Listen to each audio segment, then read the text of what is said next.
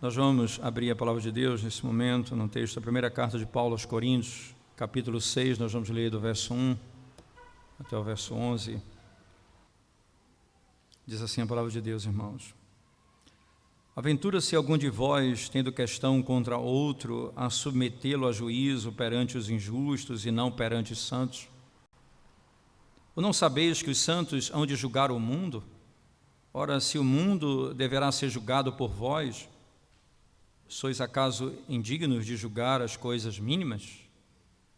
Não sabeis que havemos de julgar os próprios anjos, quanto mais as coisas desta vida? Entretanto, vós, quando tendes a julgar negócios terrenos, constituís um tribunal daqueles que não têm nenhuma aceitação na igreja. Para a vergonha vou-lo digo, não há porventura nem ao menos um sábio entre vós que possa julgar no meio da irmandade? Mas irá um irmão a juízo contra outro irmão, e isto perante incrédulos? Pois só existir entre vós demanda já é completa derrota para vós outros. Porque não sofreis antes a injustiça, porque não sofreis antes o dano, mas vós mesmos fazeis a injustiça e fazeis o dano, e isto aos próprios irmãos. Ou não sabeis que os injustos não herdarão o reino de Deus? Não vos enganeis, nem impuros, nem idólatras, nem adúlteros, nem efeminados, nem sodomitas, nem ladrões, nem avarentos, nem bêbados, nem maldizentes, nem roubadores herdarão o reino de Deus. Taxostes alguns de vós, mas vós vos lavastes, mas fostes santificados, mas fostes justificados em o nome do Senhor Jesus Cristo e no Espírito do nosso Deus. Amém. Vamos à presença de Deus mais uma vez em oração, irmãos, mais uma vez. Nós te exaltamos, Senhor Deus, Deus de toda a misericórdia, por tua palavra e pelo grande privilégio que o Senhor nos concede podermos ouvir a tua voz por meio da pregação do teu evangelho. Desvenda, Senhor, os nossos olhos, nós clamamos a ti. Desvenda os nossos olhos para podermos contemplar a glória do teu evangelho e pelo poder do Espírito sermos transformados à imagem do nosso Redentor Jesus Cristo. Salva, redime, Senhor Deus, consola, restaura, dá paz, porque sabemos que só o Senhor tem poder para fazer, e no Senhor nós descansamos. Em nome de Jesus nós oramos. Amém, Senhor Deus. Amém.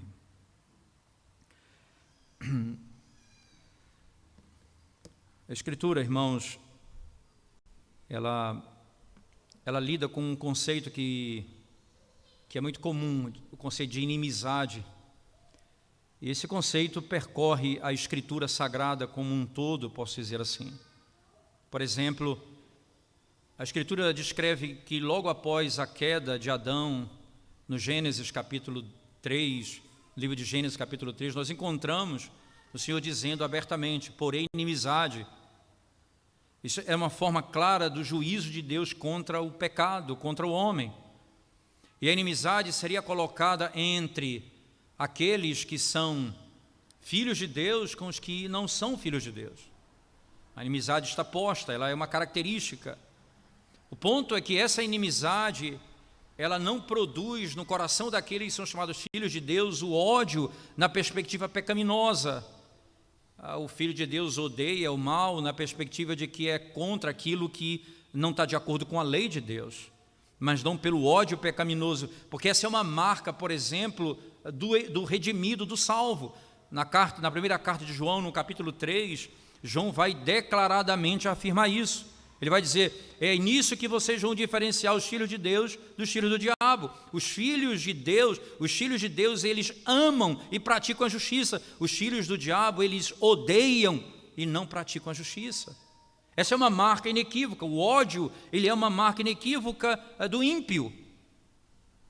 Até o ódio daquele que se chama filho de Deus é o ódio por aquilo que é contrário à lei de Deus, por aquilo que é contrário à santidade de Deus, porque nós somos chamados a odiar o que Deus odeia e amar o que Ele ama. O pecador, o iníquo, ele é o contrário, Ele odeia aquilo que Deus ama e ama o que Deus odeia. São opostos, e por isso ele odeia o próprio Deus e odeia aqueles que seguem a Deus. Essa característica, não é, da inimizade, ela está colocada na Escritura como um princípio que percorre toda a Escritura. E a primeira vez que isso aparece como um reflexo direto é quando um irmão mata outro irmão.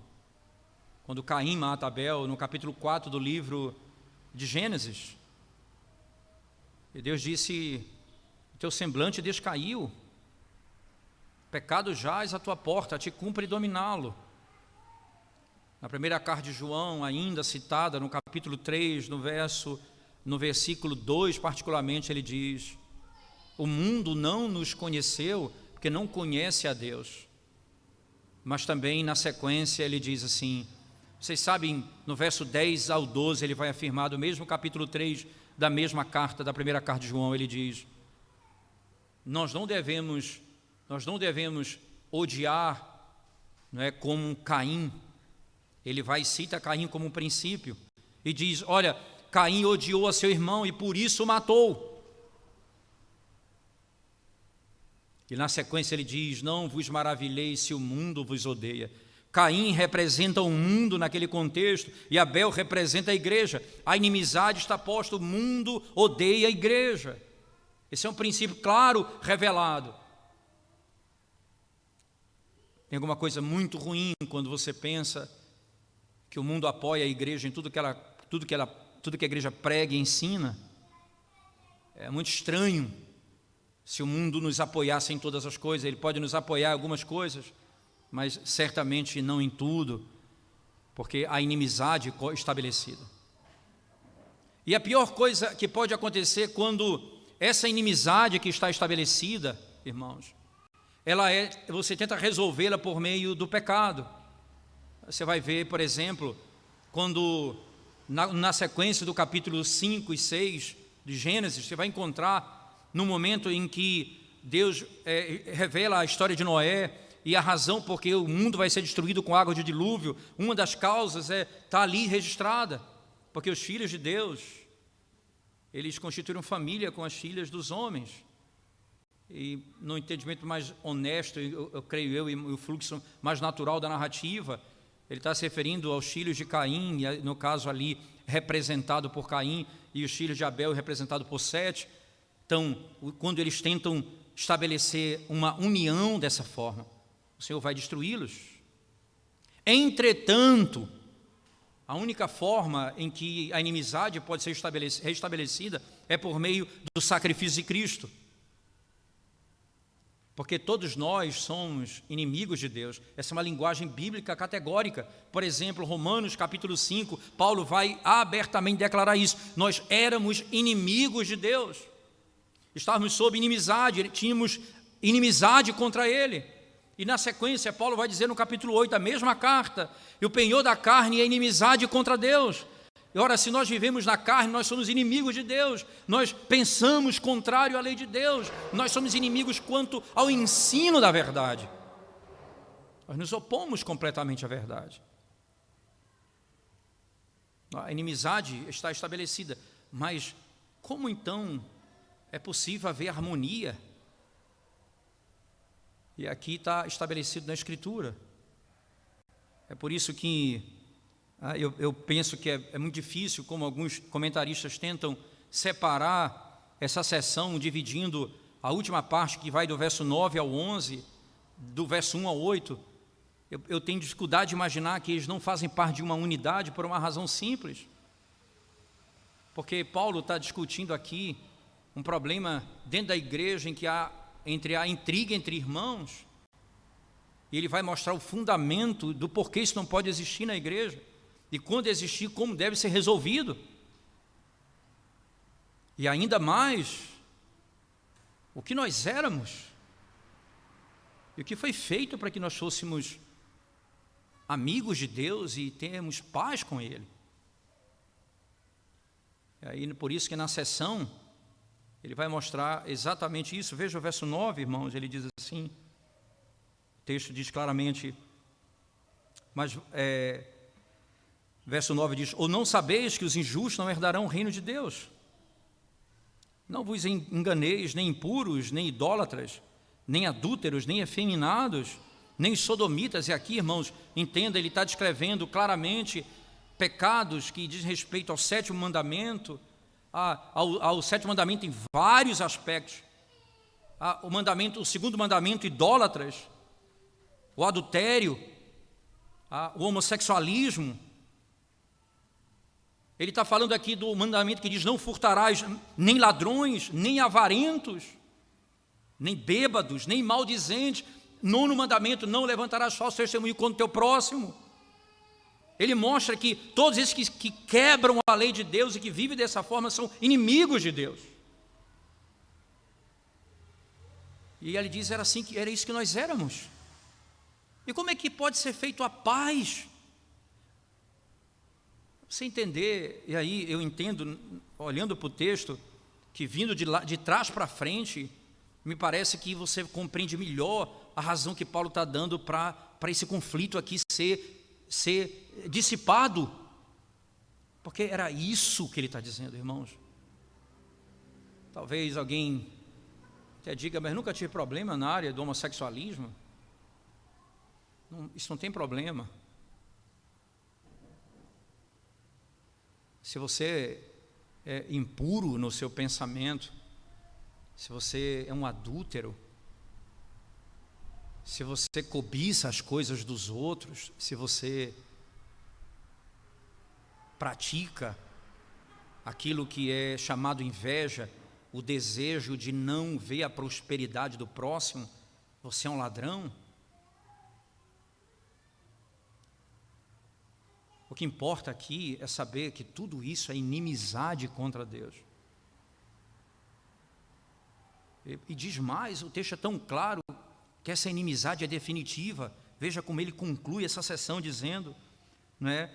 Ou não sabeis que os injustos não herdarão o reino de Deus. Mas não apenas ele, nem impuros. Aí ele começa a lista. Essa inimizade, ela é definitiva. O reino de Deus não será tomado por esses. Os que praticam tais coisas estão fora do reino de Deus, são inimigos de Deus. E não pense você que a ideia da paz, ela é alguma coisa aqui diminuída, não. Porque a paz aqui é exaltada, porque para que haja paz, aí ele vai descrever, sabe o que aconteceu? Ele diz: ora, tais fostes alguns de vós, mas vós vos lavastes, mas fostes santificados, fostes justificados em um nome do Senhor Jesus Cristo e no Espírito do nosso Deus. Vocês foram lavados, justificados, santificados. A obra que trouxe vocês para perto e que os fez habitar o reino de Deus e lhes assegurar a eternidade. Isso põe tudo em perspectiva, irmãos. Por que eu entendo que essa talvez seja a melhor leitura do texto? Porque todas as vezes que nós engrossamos o nosso discurso de divisão, nós fazemos na carne.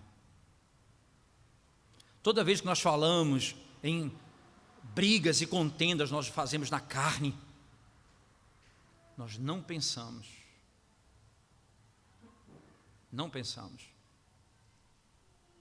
no que eu era e no que Deus fez para que eu fosse feito filho de Deus.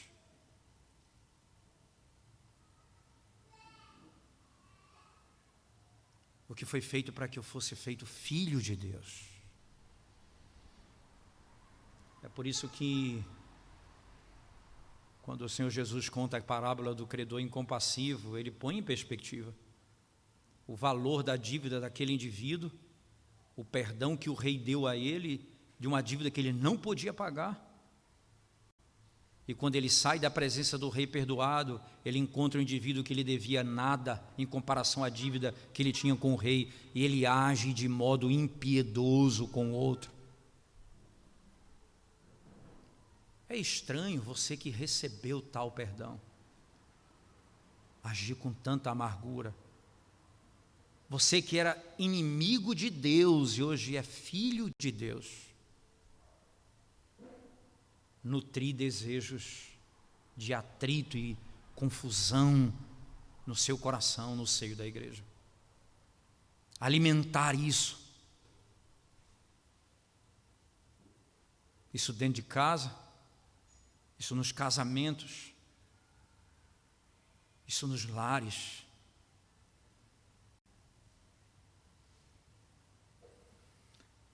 Não há dúvida de que o tema central da carta de Paulo aos Coríntios é aquilo que ele chama Cristo e este crucificado.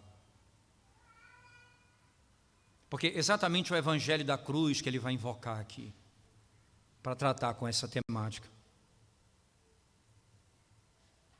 Então ele vai dizer no início do texto, do verso 1 do capítulo 6, ele diz assim: aventura-se algum de vós, tendo questão contra outro, a submetê-lo perante os injustos e não perante os santos? Uma pergunta aqui clássica, né? A pergunta de Paulo é fundamental. Você tem uma questão contra o teu irmão? Entenda aqui: aventura-se algum de vós, tendo questão contra outro, submetê-lo a juízo perante os injustos e não perante os santos? Ele está dizendo aqui, irmãos, e é importante lembrar, ele não é contra a lei, ele é contra o uso errado da lei. Os tribunais são instituídos por Deus, a lei foi instituída por Deus, e até os tribunais, aqueles que foram colocados por Deus, os magistrados, eles são instrumentos de Deus. O ponto aqui não diz respeito, em hipótese alguma, a uma negação do magistrado civil, nem nada disso. O que está sendo dito aqui é: vocês estão trazendo problemas internos da igreja para fora. Vocês estão julgando essas causas fora. É irmão colocando outro irmão na justiça. Matthew Henry, ele chega a dizer: se isso for coisa de pequena monta, tudo bem, mas se for de grande monta, você tem que levar para a justiça. Eu não penso que é isso que Paulo está dizendo, em hipótese alguma. O que ele está dizendo aqui, irmãos, não é valor, é o valor do reino que está em jogo. Não é a questão que está em jogo aqui, da quantidade do meu prejuízo. É o prejuízo do nome do evangelho que está em jogo aqui. Então preste atenção na sequência do texto, porque qual é o problema levantado por Paulo? Aventura-se algum de vós, tendo questão contra outro, a submetê-lo a juízo perante os injustos e não perante os santos. Então, por que você leva isso aos injustos e não aos santos? Ele fala de dois tribunais: um tribunal dentro da igreja e um tribunal fora da igreja. E você vai julgar questões da igreja que diz respeito aos princípios da lei, claramente, e você leva para fora para ser julgado. O que significa? Veja só: ou não sabeis que os santos hão de julgar o mundo? Ora, se o mundo deverá ser julgado por vós, sois acaso indigno de julgar as coisas mínimas? Então Paulo entra dizendo: como alguém se atreve a se aventura a fazer alguma coisa como essa, a levar alguma coisa a um problema interno para uma justiça externa? Por que alguém faria isso, levar um irmão ao tribunal? Aí ele diz: ora, vocês vão julgar o mundo, vocês vão julgar os anjos. Entenda isso, que a igreja vai julgar os anjos e o mundo, não significa dizer, em hipótese alguma, que o que está sendo ensinado aqui é que nós vamos julgar e Cristo vai estar sentado ouvindo o nosso julgamento. Nós somos Cristo é o nosso representante, e nós estaremos assentados com Ele, voltaremos com Ele para julgar todas as coisas. Aqueles que foram julgados primeiro, entenda, nós seremos julgados pelo Senhor Jesus Cristo e justificados pelo seu sacrifício. Então, nós em Cristo julgaremos o mundo, não porque nós teremos a nossa lei própria, mas segundo o padrão do próprio Deus, nós estaremos ali vendo o nosso juiz santo e perfeito, julgando todas as coisas verdadeiramente. É assim que a igreja julgará. Ora, se nós vamos fazer isso em Cristo, por que vocês não julgam as coisas mínimas dentro da igreja? Não sabemos que havemos de julgar os próprios anjos? Quanto mais as coisas desta vida. Nós vamos julgar as coisas, entenda aqui os anjos, irmãos, não imagino que ele está falando dos anjos santos, porque não há pecado, então não haverá julgamento, mas os anjos que vão ser lançados no inferno, como o mundo também, que odeia o Senhor. Isso nos faz pensar como você diminui esse papel quando nós somos levados aos tribunais. Isso que o Senhor Jesus diz, olha, lá em João 16 ele fala, eles não se atemorizem, eles vão pegar vocês, levar em praça pública e vão fazer julgamento contra vocês e vão queimá-los vivos em praça pública, apedrejá-los. Vocês que sofrerão injustiça, vocês que serão julgados injustamente pelo mundo, vocês julgarão o mundo em Cristo Jesus. A esperança que nos é dada aqui, que exalta a igreja. Mas o apóstolo Paulo continua no seu argumento. Se nós vamos julgar o fim de tudo, por que não julgamos as coisas desta vida? Se nós vamos julgar as coisas da vida futura em Cristo, por que não julgamos as coisas desta vida? Por que não fazemos isso? Você percebe que o mero conhecimento dessas coisas não nos torna capazes de julgar. Mas a sabedoria que está na palavra de Deus é que nos concede a graça de julgarmos.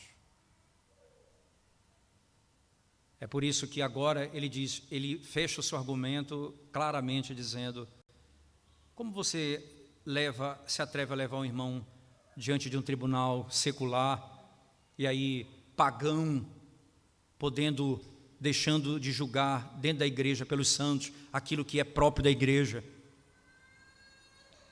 Entenda que não está se falando, em hipótese alguma, de que houve um crime, que se quebrou algum princípio do Código Penal, e a igreja julga e dá sentença, não é isso? Isso seria também passar dos limites da igreja. Esses são os limites da igreja, nós julgamos as coisas da igreja. Assim como o Estado não deve julgar as coisas da igreja em termos gerais, só se a igreja burlar os princípios básicos da liberdade. Mas, entenda, a igreja não é julgada pelo Estado, nem dessa forma a igreja, ela julga o Estado, mas não por meio de um tribunal, por meio da pregação da palavra. Nós não entregamos para o Estado uma sentença, nós proclamamos o Evangelho, então pela palavra e pela pregação nós estamos dizendo que aquilo que é praticado no Estado, contrário à lei de Deus, é pecado. Mas não podemos prender ninguém, nem fazer algo diferente, mas na igreja, o apóstolo Paulo disse no capítulo 5, disse no capítulo 6, esse jovem precisa sair do vosso meio, tira ele do vosso meio. Então a sentença foi dada, ele vai ser tirado do meio da igreja. Ele não vai ser encarcerado, ele não vai perder sua liberdade, ele vai perder acesso à mesa do Senhor.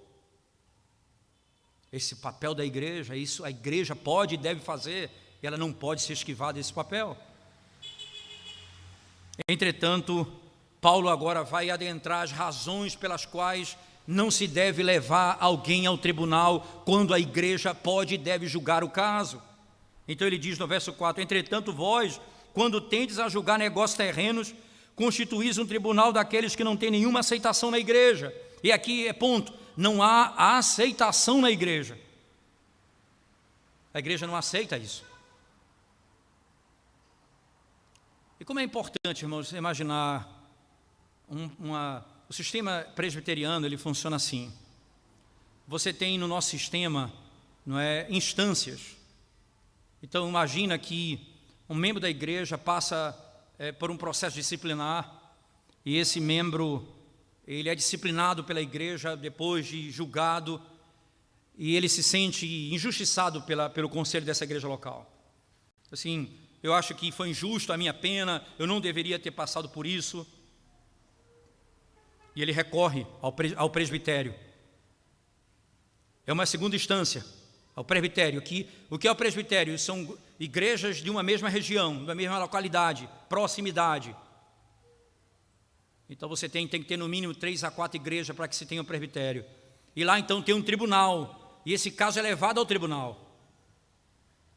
Se o presbitério continua mantendo a sentença do conselho da igreja, e o indivíduo continua se vendo como injustiçado, ele sobe o caso para o sínodo. O sínodo, ele é formado por presbitérios, entenda. O conselho da igreja é formado por presbítero de uma igreja local. O presbitério é formado por igrejas de uma localidade. E o sínodo é formado por presbitérios, determinado grupo de presbitérios de uma localidade. Mas se mesmo no sínodo, sendo mantida a sua decisão do conselho daquela igreja local, você ainda pode recorrer à igreja mãe, isto é, ao Supremo Tribunal da Igreja, se eu posso usar esse termo, que é chamado Supremo Concílio da Igreja. E lá então tem um grupo de juízes e advogados que permanentemente julgam esses casos que chegam ali. E aí, se for mantida a pena, o indivíduo tenta recorrer a uma instância fora da igreja, ele cai exatamente nesse princípio aqui. Mas só que no caso, ele foi julgado com sabedoria, mas ele não se submeteu à autoridade da igreja. O caso desse jovem pode ser agravado com a perda do próprio a própria exclusão do rol de membros da igreja. Porque agora ele torna ele envergonha o evangelho de Cristo, levando um caso que foi tratado por todas as instâncias da igreja para um tribunal externo. Paulo diz: constituís um tribunal daqueles que não têm nenhuma aceitação na igreja.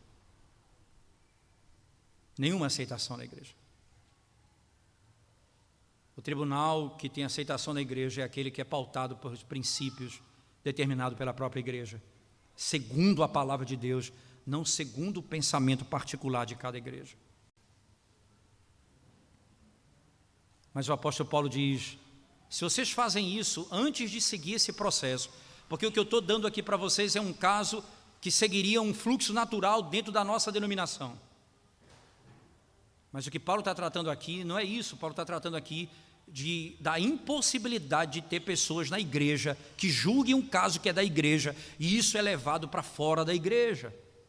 E aí Paulo diz assim: para a vergonha vou-lo digo, não há porventura nem ao menos um sábio entre vós que possa julgar no meio da irmandade? Isso é para a vergonha de vocês que eu digo isso. Não há um sábio no vosso meio que possa julgar isso.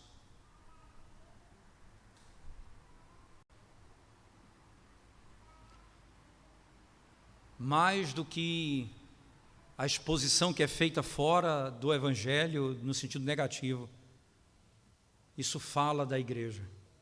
A igreja não é uma igreja de sábios. Nós que temos a lei de Deus e a palavra de Deus, nós não estamos dando ouvidos à sabedoria de Deus. Lembre-se que o Evangelho descreve Jesus Cristo assim. É isso que Paulo diz na primeira carta, na mesma carta, no capítulo 1, quando ele diz: Cristo se tornou da parte de Deus por nós sabedoria. Como se Cristo é nosso e Ele habita em nós, e nós temos a mente de Cristo, como diz Paulo em outro momento, como que a igreja não tem sábios? Então o primeiro grande efeito disso, o que revela da igreja é que a igreja não tem sábios. Mas ele não para aí, Paulo continua dizendo mais, ele diz: mas irá um irmão a juízo contra outro irmão, e isto perante incrédulos. Agora ele desce aos detalhes, irmão contra outro irmão. E aqui não é necessariamente, veja irmãos, não é necessariamente irmãos de sangue, mas irmãos em Cristo, que está sendo dito aqui. Por isso Paulo, no capítulo 5 diz: eu, mesmo ausente no corpo, mas presente em espírito, em nome do Senhor Jesus Cristo, juntamente convosco, sentencio esse jovem, para que o corpo dele seja entregue a Satanás, para que a sua alma seja salva no último dia. Esse tribunal foi válido e foi tratado segundo os padrões que Deus estabeleceu. Mas o problema aqui, e Paulo está mais uma vez asseverando: irá um irmão a juízo contra outro irmão, e isso perante incrédulos? A palavra irmãos aqui, ela tem um peso. Veja com que grande amor Deus nos amou, a ponto de sermos chamados filhos de Deus. Nós que somos filhos de Deus, somos irmãos em Cristo, onde a inimizade foi tirada. Como vocês que são irmãos levam o outro ao tribunal nesses termos?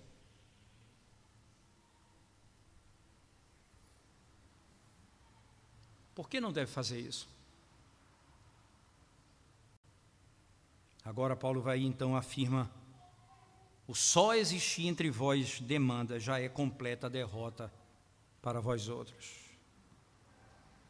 Primeiro, o só haver demanda entre vocês. Esse é um termo de juízo, né? É um termo legal. É só haver demanda entre vocês, já é motivo, já é completa a derrota para vós outros. Como pode? Mas não pode haver um problema em que eu estou certo e outro está errado? Como é que isso é óbvio, isso pode acontecer, mas como é que Paulo diz que só haver demanda entre nós é algo errado? Ele vai dizer por quê? Não é porque não exista demanda realmente, mas é porque eu deveria agir assim. Veja a sequência que ele diz: mas vós mesmos fazeis a injustiça. Desculpa, no verso anterior: o só existir entre vós demanda, já é completa derrota para vós outros, porque não sofreis antes a injustiça, porque não sofreis antes o dano. O só haver demanda já é um problema. Por que você não sofre a injustiça? Por que você não sofre o dano? Por que você não baixa a sua cabeça? Por que você não se humilha? O só haver demanda já é derrota no nosso meio. Sabe por quê? Porque é uma declaração direta da arrogância do nosso coração. Da arrogância do nosso coração.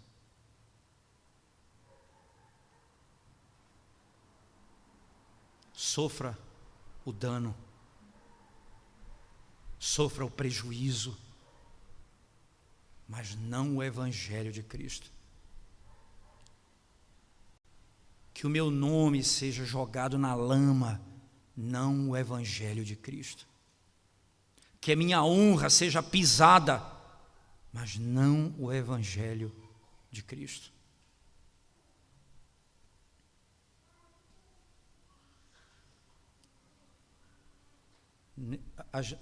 Nós que agimos dessa forma, na ira, na carne, normalmente, nós confundimos imaginando que o que é bom agora é que a justiça seja restabelecida. Então vamos praticar a justiça. Tá, isso tem que ser revisto. Eu não posso sofrer esse dano. O que glorifica a Deus nesse caso não é a justiça, é a paciência, é a esperança que eu tenho no Senhor. O tempo dela ser feita talvez não chegou. E não vai ser feito com as minhas mãos. Não vai ser para que o nome do Senhor seja envergonhado.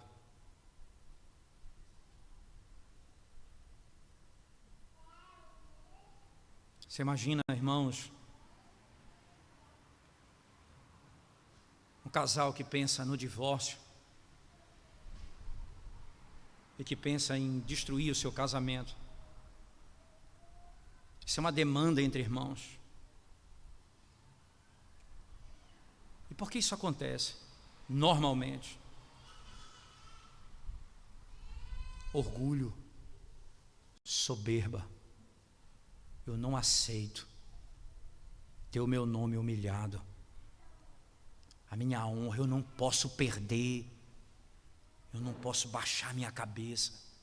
Eu não posso perder minha autoridade.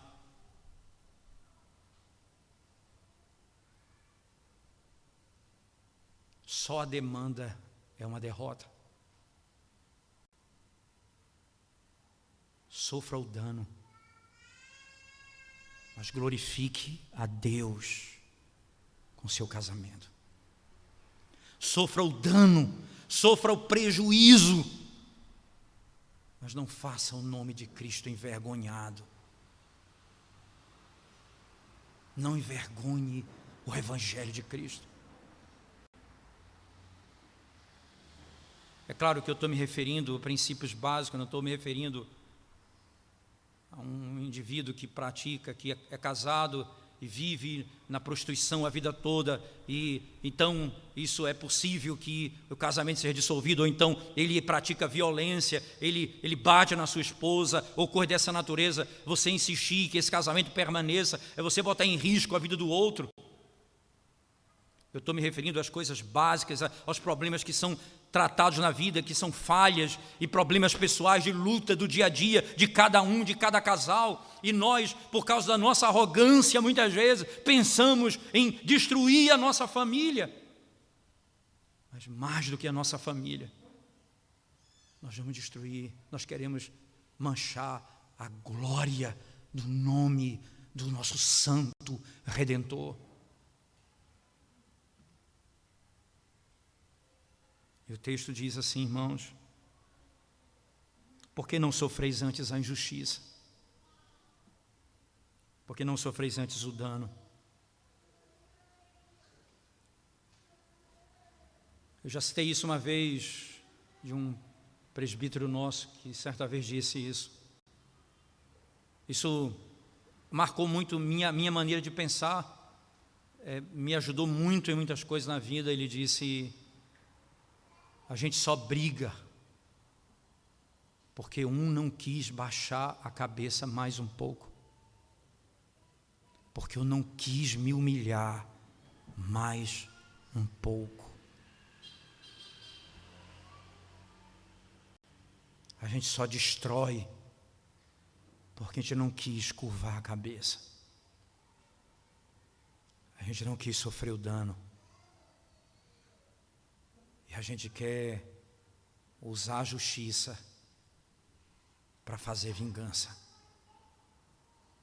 A ira de Deus, a ira do homem não produz a justiça de Deus.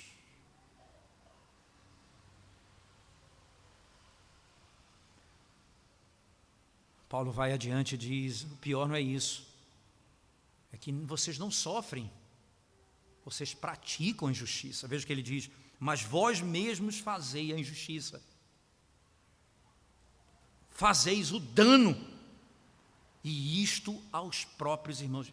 O que ele está dizendo, ora, se vocês sofressem era para vocês se calarem, mas o pior não é isso, é que vocês mesmos causam dano, vocês mesmos levam isso adiante. Não é aqui uma questão de sofrer, é de realizar, é de praticar. E a Escritura diz isso, irmãos: fazemos isso aos próprios irmãos. Aos próprios irmãos.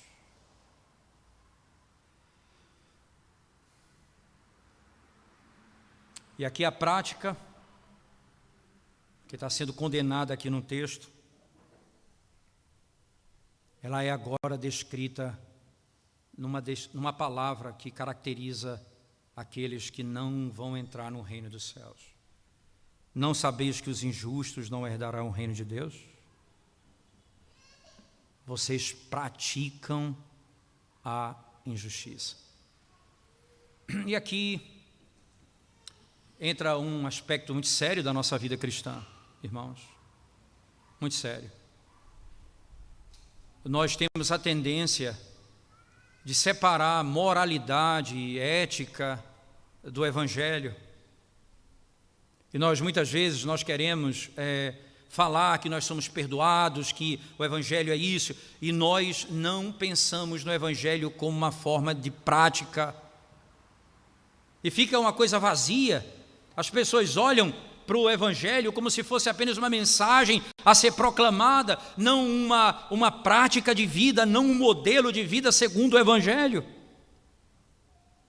Daí Paulo diz, ora, vocês fazem injustiça contra os próprios irmãos, não sabeis vós que os injustos não herdarão o reino de Deus? Então Paulo adentra aqui um princípio claro de que vocês praticam injustiça.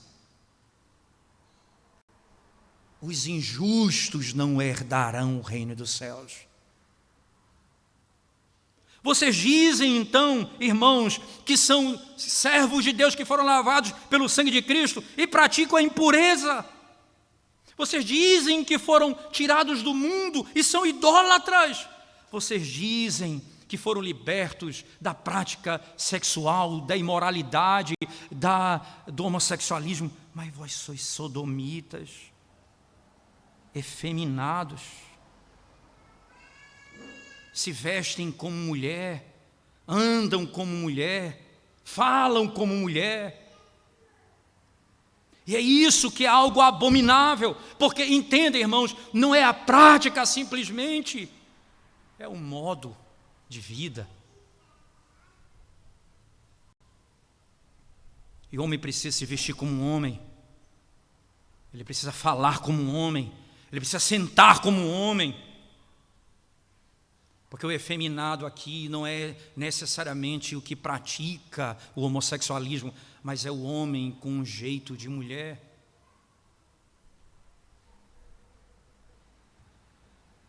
Ele diz, vocês são contra isso, mas vocês praticam isso. E ele continua mais, vocês são contra o roubo e são ladrões.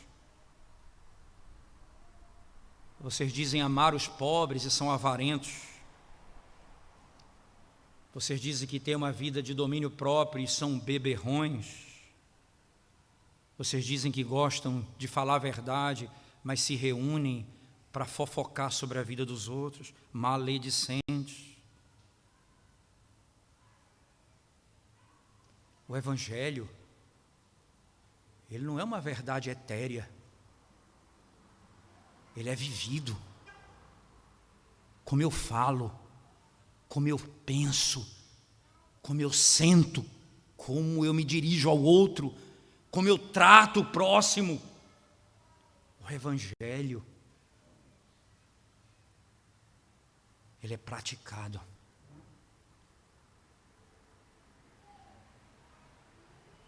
O Evangelho é praticado. E é isso que a Escritura está demandando do nosso meio. Você lembra daqueles homens que chegarão no dia do Senhor, lá em Mateus 7, dizendo, Senhor, no Teu nome nós expulsamos demônios, no Teu nome nós fizemos milagres, no Teu nome. Então o Senhor Jesus dirá, apartai-vos de mim. Lembra que ele diz, expulsamos demônios, falamos em línguas, apartai-vos de mim, vós, os que praticais a iniquidade, eu nunca vos conheci. Vocês professam o meu nome, mas vocês praticam a iniquidade.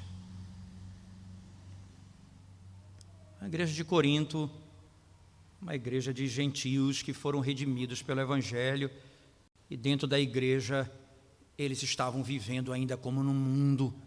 E Paulo escreve a ele dizendo: é uma vergonha haver no meio de vocês contendas.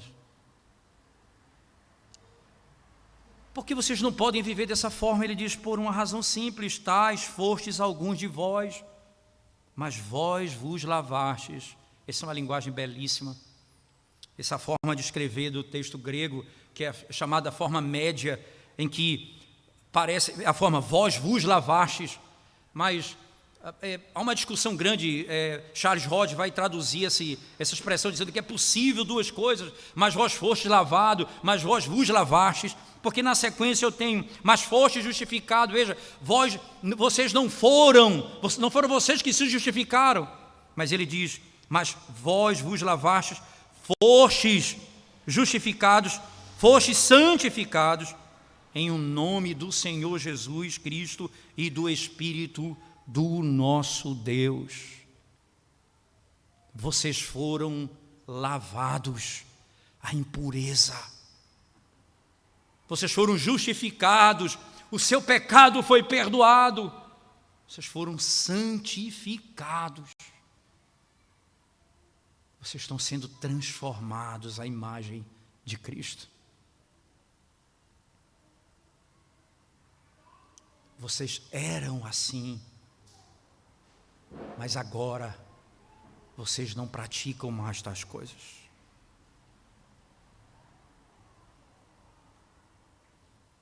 Vocês eram inimigos de Deus, que não herdariam o reino dos céus, mas fostes lavados, justificados, santificados em um nome do Senhor Jesus Cristo e no Espírito do nosso Deus. Calvino chega a dizer que essas três verdades aqui, na realidade, elas vão significar exatamente a mesma coisa. Eles vão lidar com a obra da redenção na sua totalidade. Lavados, justificados, santificados.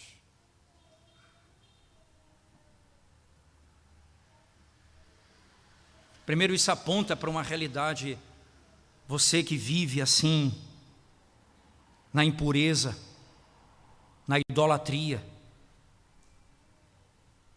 dentro daquilo que a Escritura chama de sodomia, ladrão, avarento, beberrão, maldizente, roubador, e você está atolado no pecado, você está vivendo na iniquidade. Alguém diz assim: não há esperança para aqueles que vivem na imoralidade. Paulo disse: alguns de vós fostes assim, mas vós fostes lavados. Esses foram transformados pelo poder do Evangelho. Eles eram inimigos de Deus e pelo poder do Evangelho foram feitos filhos de Deus. Eles usavam o seu corpo para satisfazer os desejos da carne. Agora eles vão usar o seu próprio corpo como um instrumento de justiça, para a glória de Deus, como Paulo diz lá em Romanos. Ele usava o seu dinheiro para um fim, agora eles usam para a glória de Deus.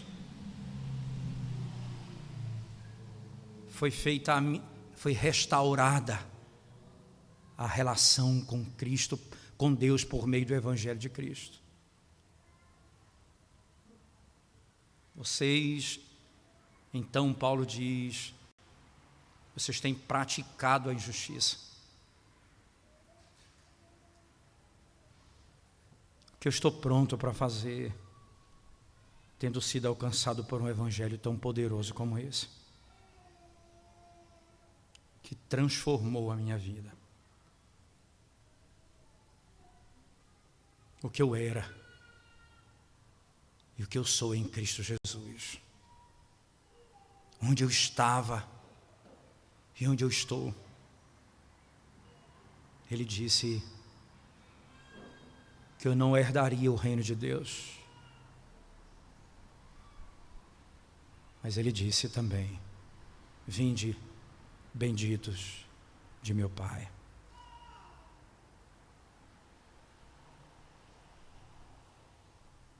A paz de Deus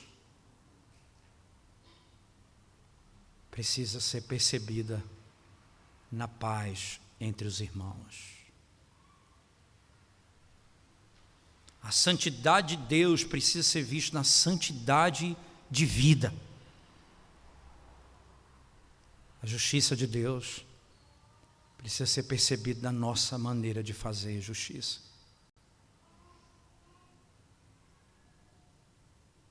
E por que isso tem a ver com a cruz? Porque se Cristo não sofresse o dano e não sofresse a injustiça, a justiça não teria sido executada. Cristo foi levado ao Calvário injustamente.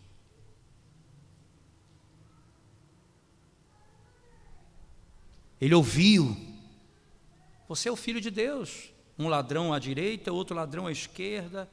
Um disse a ele: se você é Filho de Deus, por que não nos tira daqui? Você não tem poder, ordena aos anjos que nos tirem daqui. O outro disse: você não teme falar assim com ele? Nós estamos aqui porque fizemos o que era mal, ele é bom, ele fez o que é justo. Ele estava sendo morto injustamente e ali, de modo mais glorioso, a justiça de Deus estava sendo feita. Que coisa impressionante, irmãos. Ele sofreu dano, ele sofreu prejuízo, para que a glória de Deus fosse conhecida.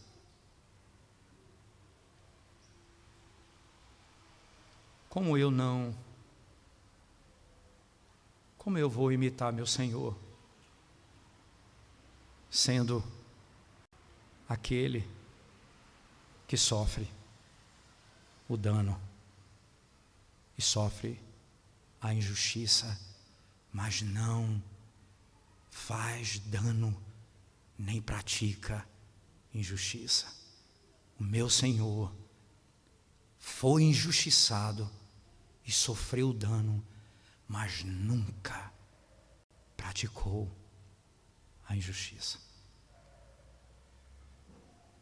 Se parecermos com Ele, viveremos para a glória dEle, e a paz será estabelecida no meio da igreja.